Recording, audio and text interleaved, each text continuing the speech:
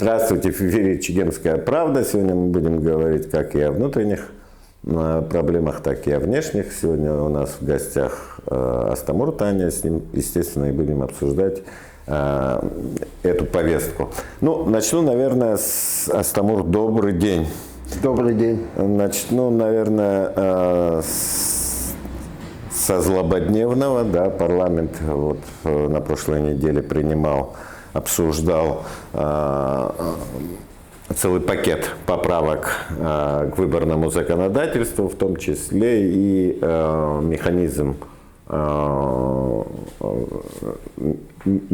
механизм определения там, знания абхазского языка и кто там этим будет заниматься для кандидатов в депутаты парламента, то есть парламентские выборы вот на носу уже в начале следующего года, и, соответственно, времени у нас, как всегда, цейтнот, и мы всегда в последнюю минуту начинаем все это.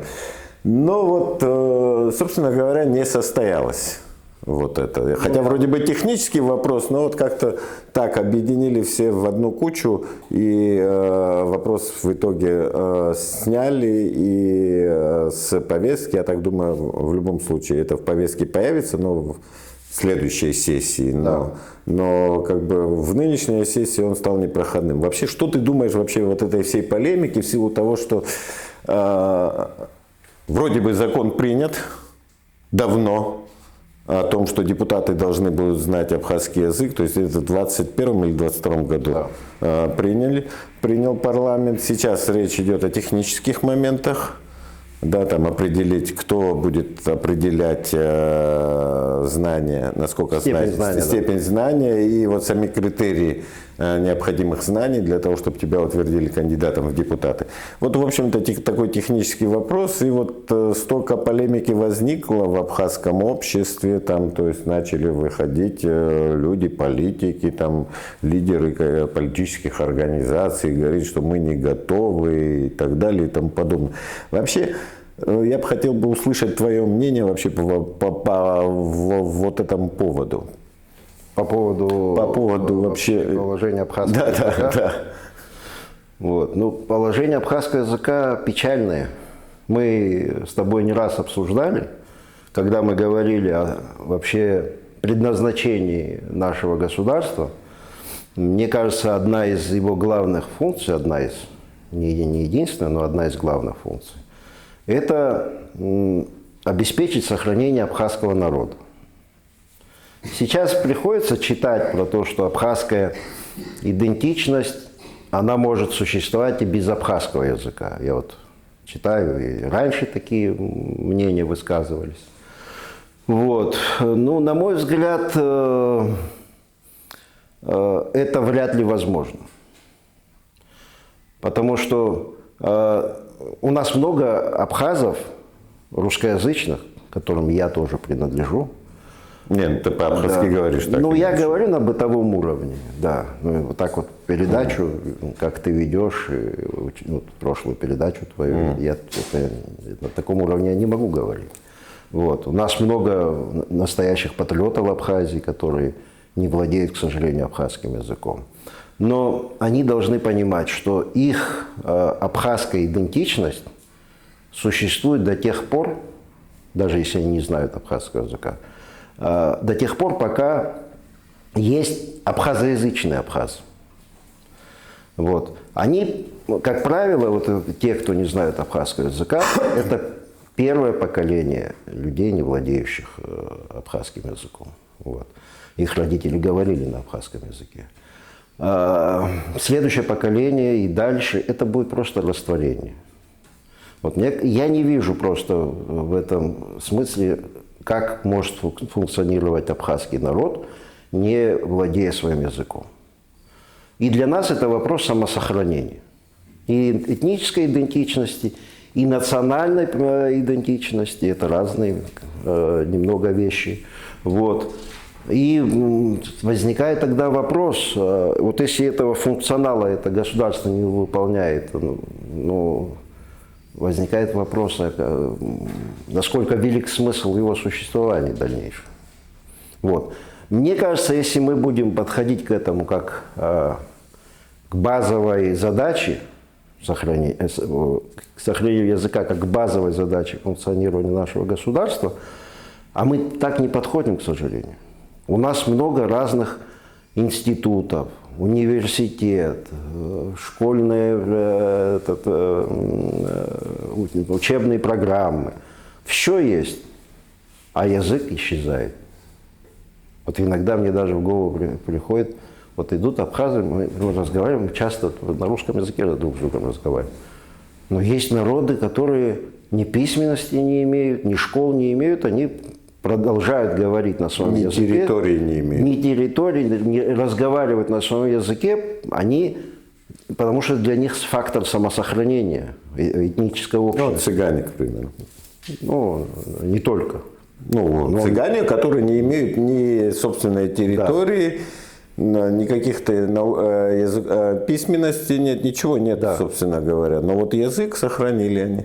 Но и мигрелы, вот, при том, что они себя считают грузинами, как второй маркер идентификации своей, уже внутри грузинской нации, вот, этнический маркер, они знают все мигрельский язык в основной массе. Вот. Поэтому, мне кажется, если мы во главу угла этот вопрос поставим, то, конечно, и не будем к нему формально относиться. Конечно, вот вопрос знания депутатами и вообще правящей элитой Абхазии, он очень важный. Его нельзя превращать в фикцию. Я понимаю, что это разово не решается. Это гигантская комплексная проблема. Можно сегодня говорить, вот это большая, я согласен. Это проблема образования, это проблема чего угодно. Но наше государство в качестве независимого существует 33 года. Правда? Наверное, у нас было время что-то в этом смысле создать. А может, в этом причина в том, что чтобы стать частью нашей правящей элиты, не обязательно знать абхазский язык. Может, в этом кроется какая-то причина.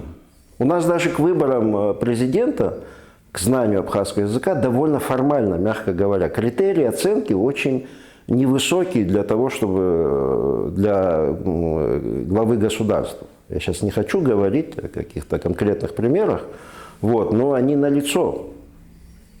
Слава богу, действующий президент, он прекрасно говорит на абхазском языке, да. Но это же может, если мы будем дальше таким же образом относиться, следующий президент будет наполовину абхазоязычным. Скорее русскоязычным, чем абхазоязычным. А это же пример задается. Это формируется уже стереотип. Это всегда так. Правящая элита, она демонстрирует успешную модель поведения, правильно? Вот если в рамках успешной модели поведения не будет содержаться абхазского языка, то и этому никто не будет следовать, к примеру. Естественно, у нас в Конституции это записано.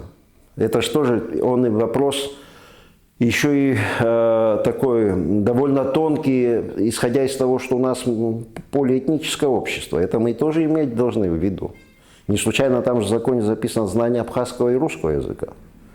Потому что двуязычие здесь оно предопределено, потому что образование, доступ к каким-то современным технологиям, знаниям мы получаем посредством русского языка. Но таких примеров в мире предостаточно.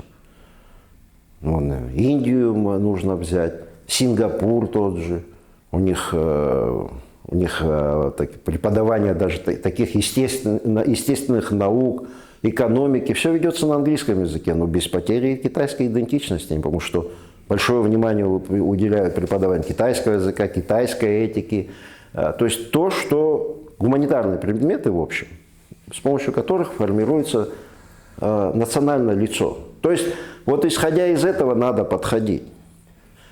Если мы еще раз, потом это будет никому не нужно. Это вот сейчас мы находимся на пороге. Следующему поколению это совершенно будет неактуальная проблема. Либо мы ее сейчас решаем, начинаем решать. И может это не единственный шаг должен быть.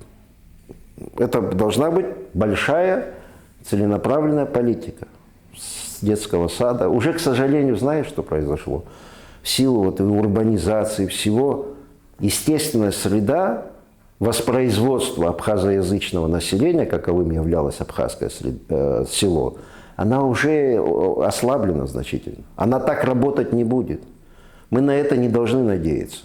Сейчас с абхазским языком нужно работать как с языком вымирающим. Примеры даже, есть примеры, масса примеров, когда вымирающие языки восстанавливали. Даже вымершие восстанавливали. Ну, Израиль – это наиболее яркий пример.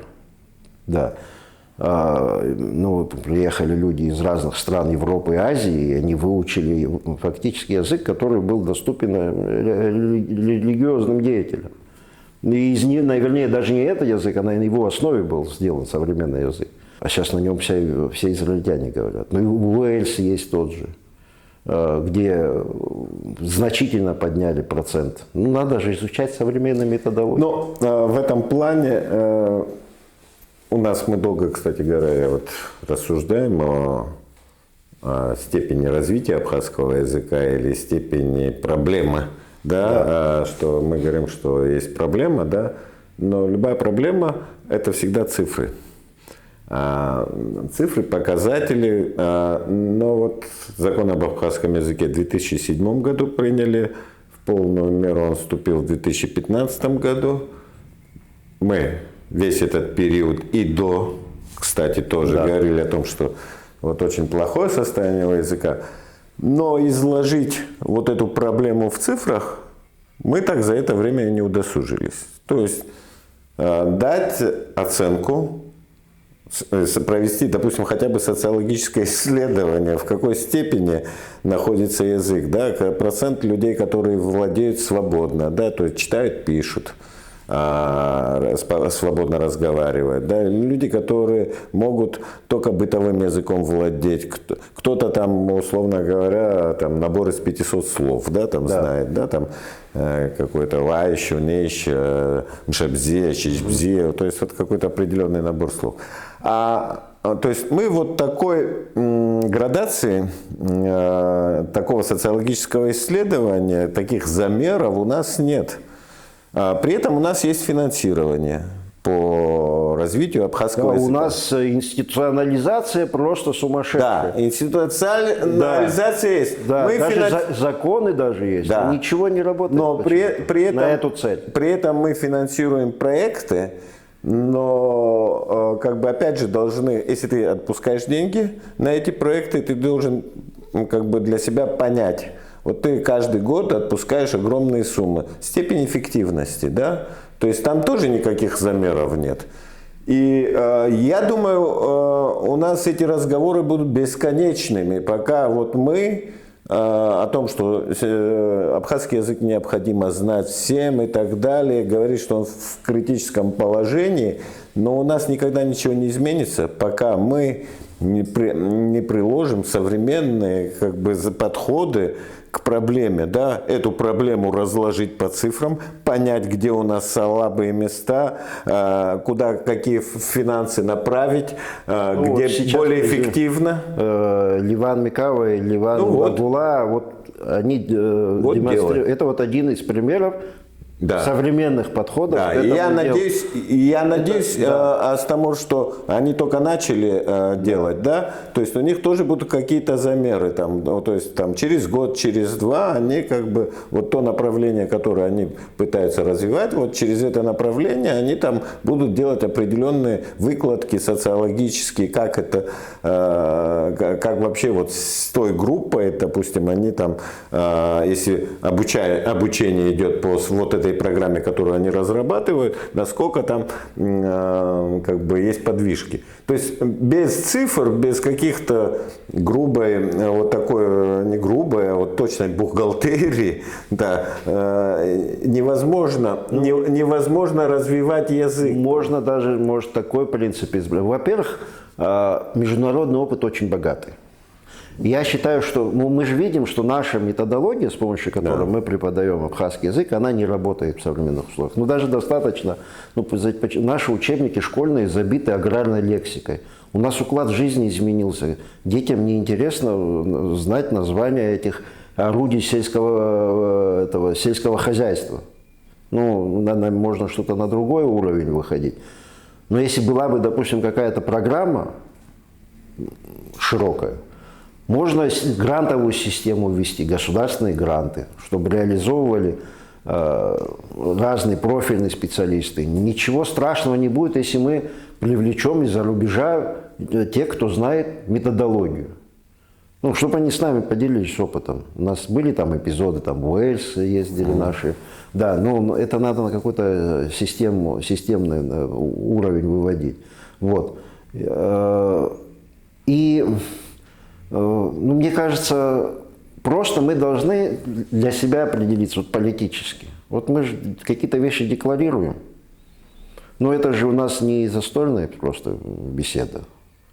Если мы хотим это превратить в какие-то реальные действия, для этого нужны программы, для этого нужны деньги, для этого же нужны люди, для этого нужно повышение престижа, нужна государственная пропаганда. Да, сейчас это слово не любят, но государство без пропаганды не существует. Ты должен прививать посредством государства программы важность этого. У тебя есть для этого и телевидение есть, и разные там телеграм-каналы, и интернет-ресурсы разные. Ну, это же надо использовать. Просто, чтобы это все работало на эту задачу. Я все-таки, учитывая, что наша передача посвящена не исключительно одной теме, и чтобы сфокусировать, успеть обсудить более глубоко и другие вопросы, я все-таки перейду к другой теме, но я от вот этой слова пропаганда такой мостик выстрою. Я думаю, многие читали, и ты в том числе, сейчас не многие, я скажу, те, которые вот так более-менее интересуются тем, что пишут в различных телеграм-каналах относительно там грузино-абхазских дел. Да, Министерство просвещения Грузии провело недавно конкурс для школьников, грузинских школьников, на тему написания сочинения «Когда я вернусь в Абхазию». Да. То есть, и это там при участии руководства грузинской церкви и так далее. Но вообще, это, я понимаю, это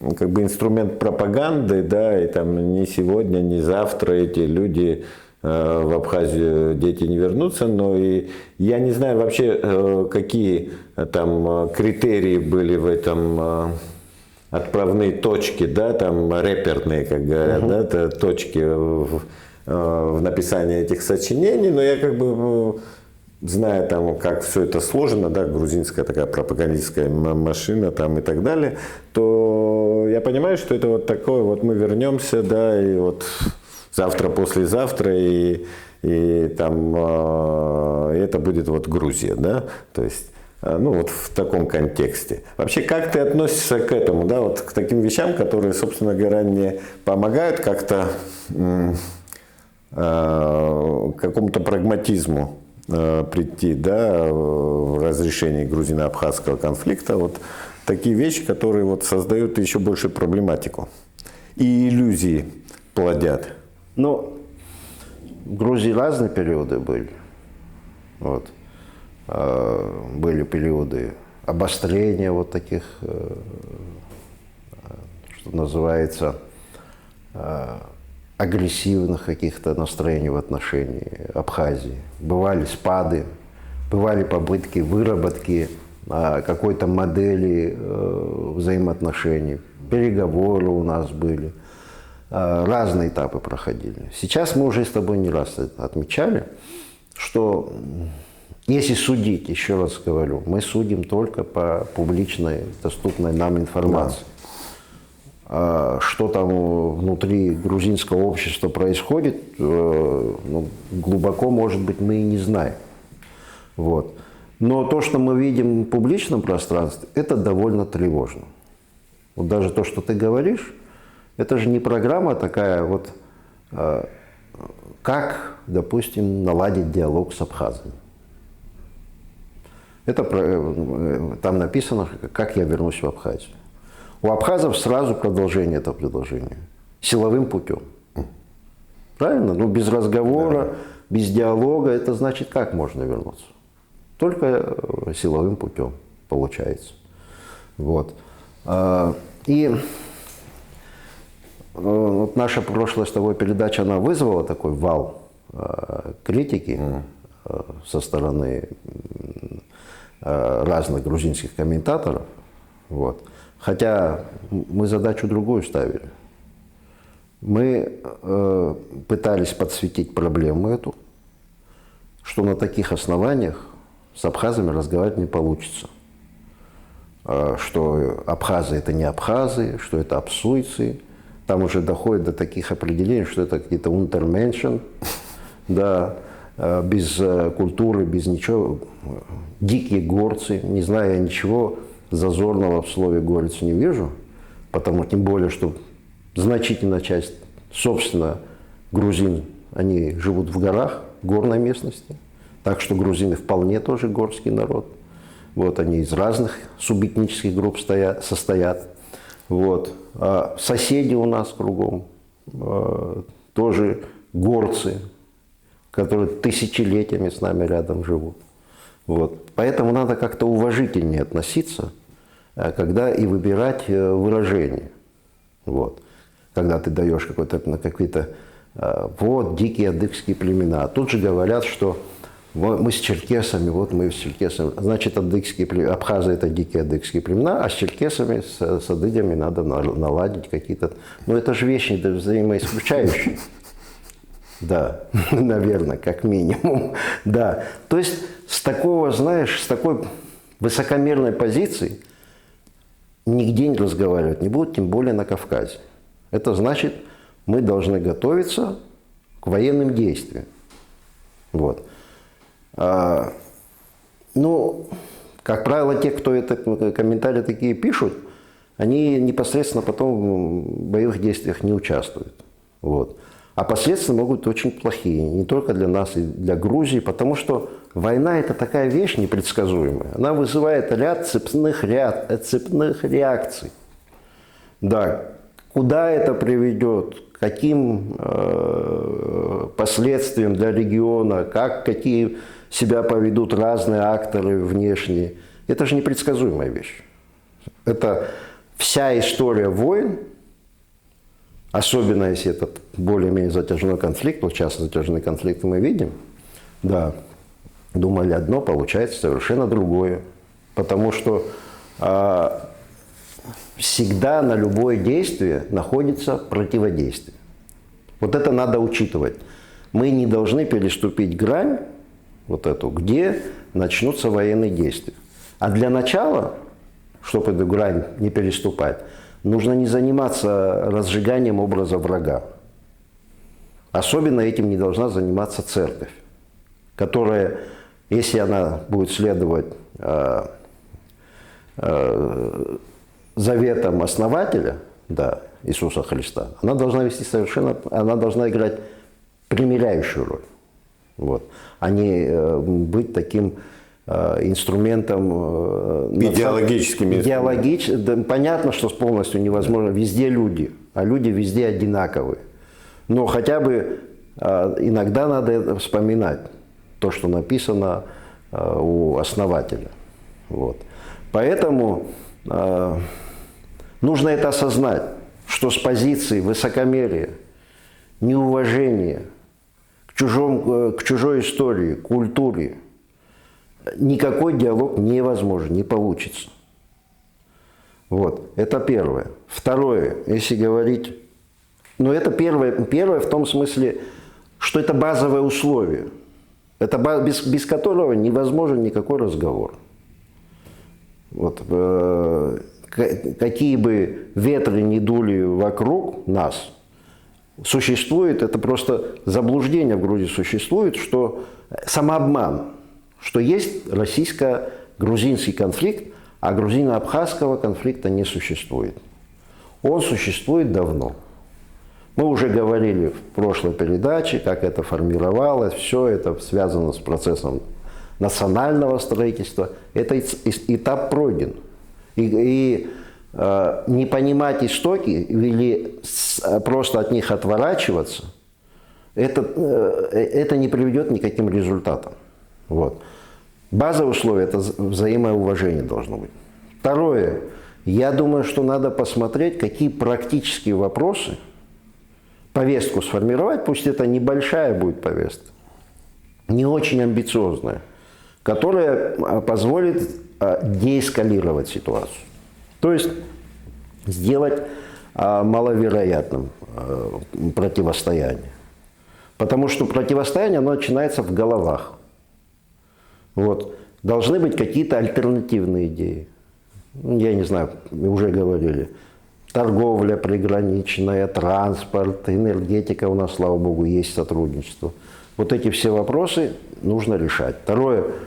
Подумать о реконструкции переговорного формата, где будут стороны в конфликте представлены. Это для чего нужно? Это нужно, чтобы если мы о чем-то договоримся, мы могли подписать документ.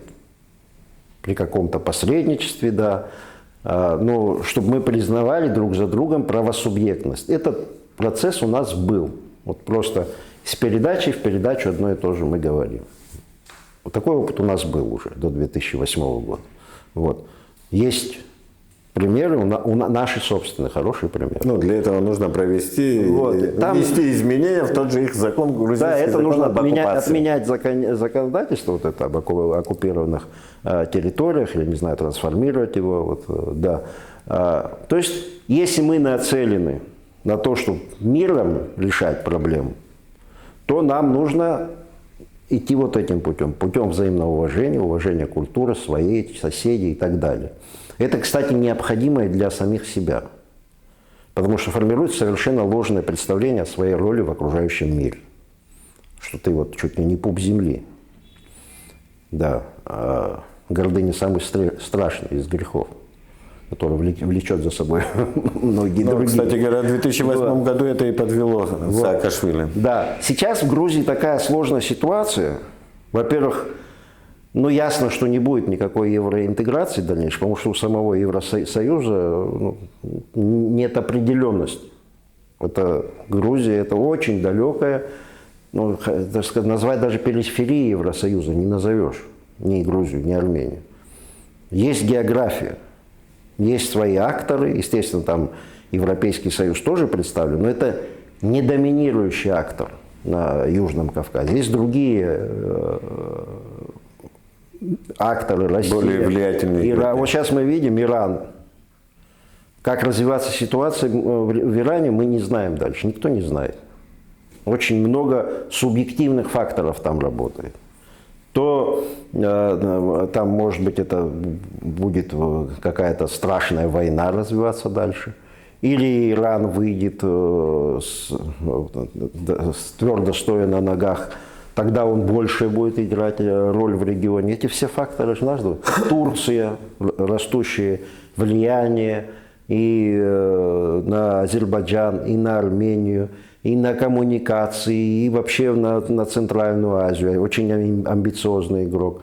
Но сейчас тоже распространено, что Россия вот уходит с Южного Кавказа. Понимаешь, международное статус-кво, оно не установилось.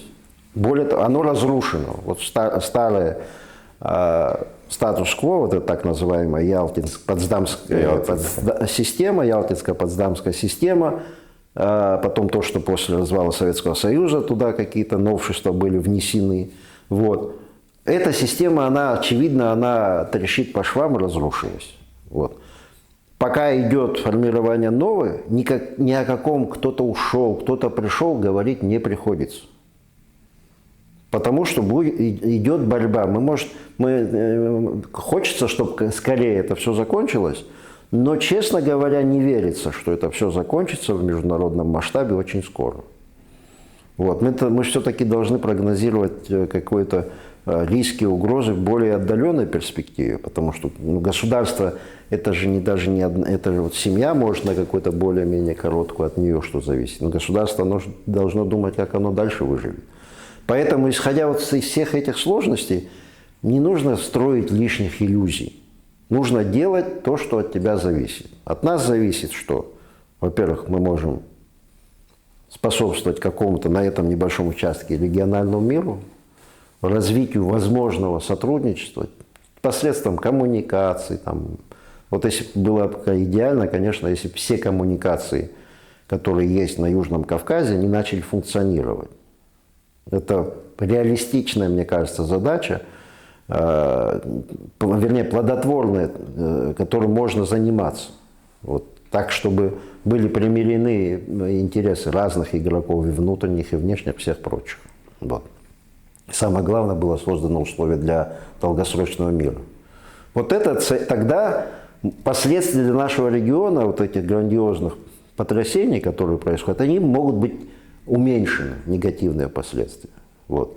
И, может, когда установится стабильность международная, мы придем с наименьшими потерями. Самое главное – не допустить людских потерь. Вот ценность человеческой жизни должна быть у нас вот во главе.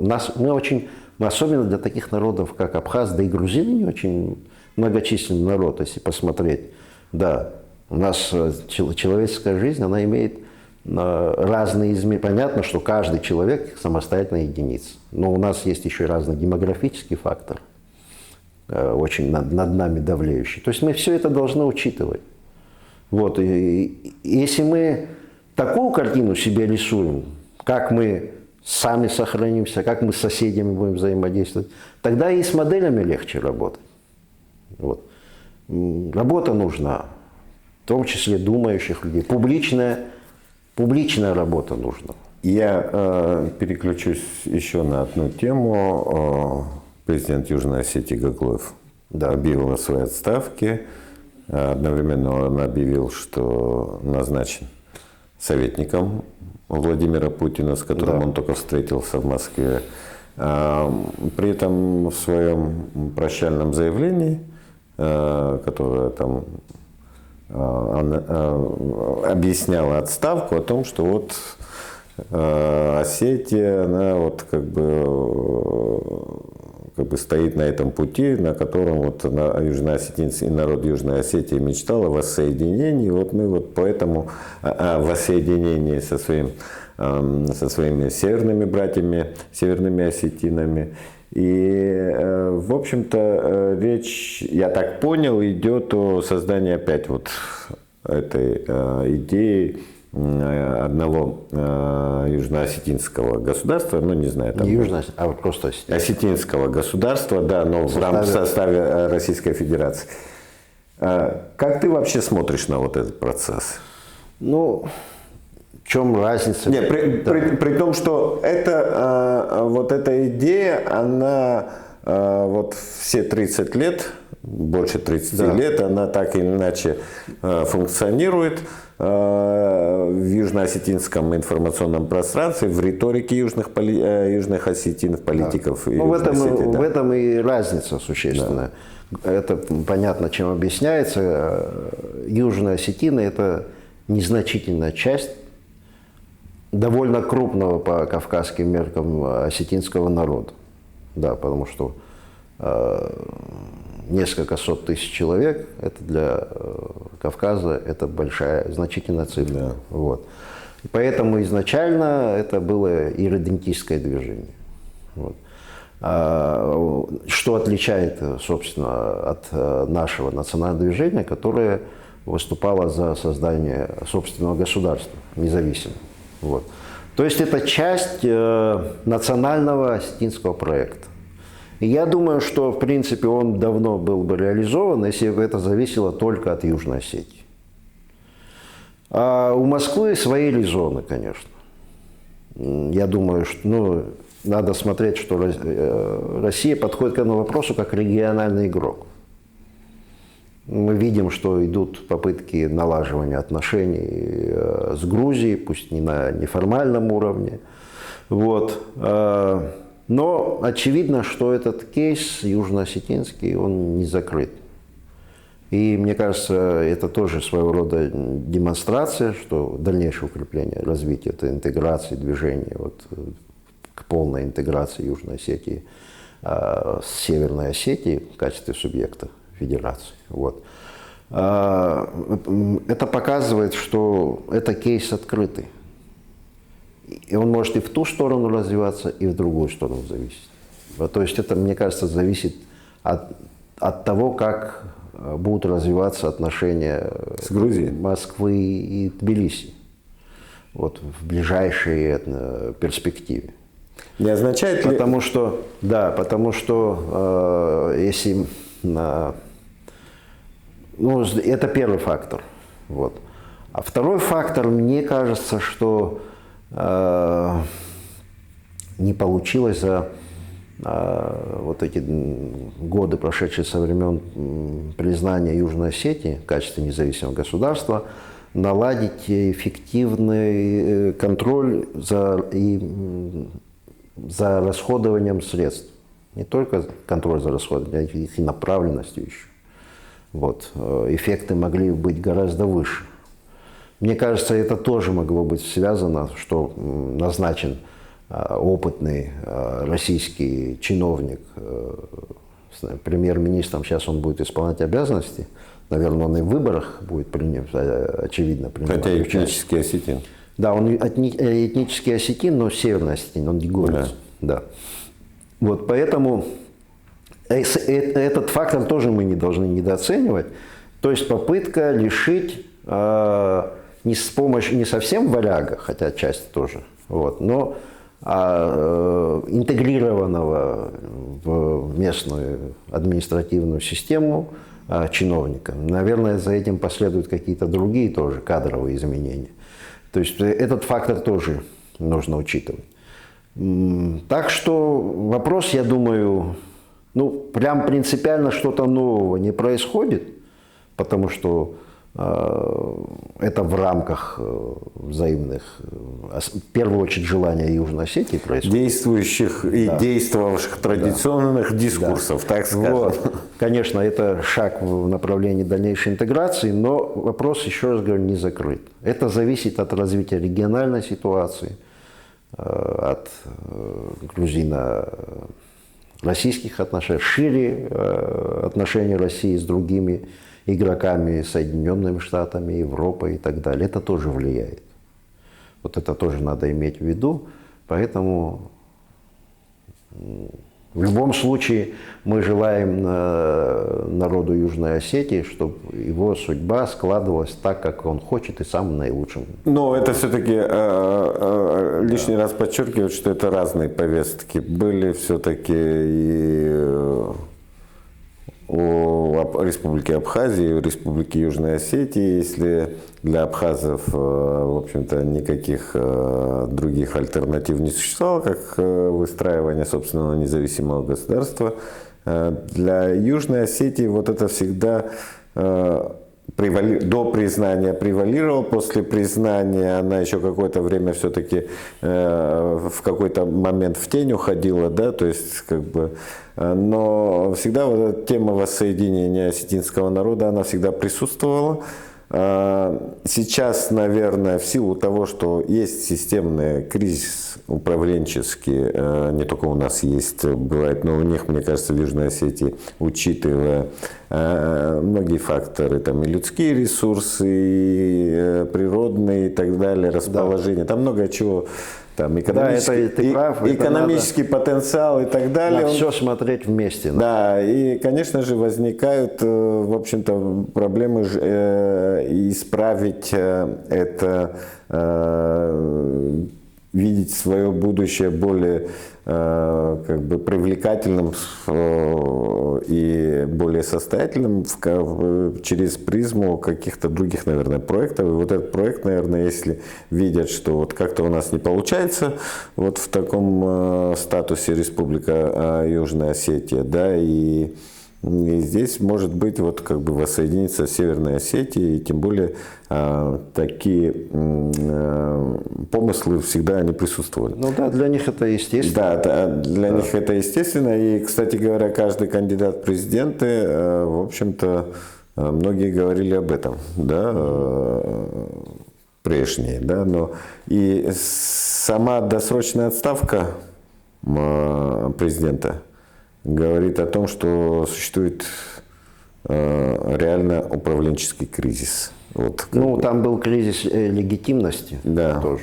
Ну, там много чего, да. Ну, поддержка падала. И поддержка падала, в общем-то, мне кажется, во избежание вот каких-то более худших сценариев все вот так, собственно говоря, произошло.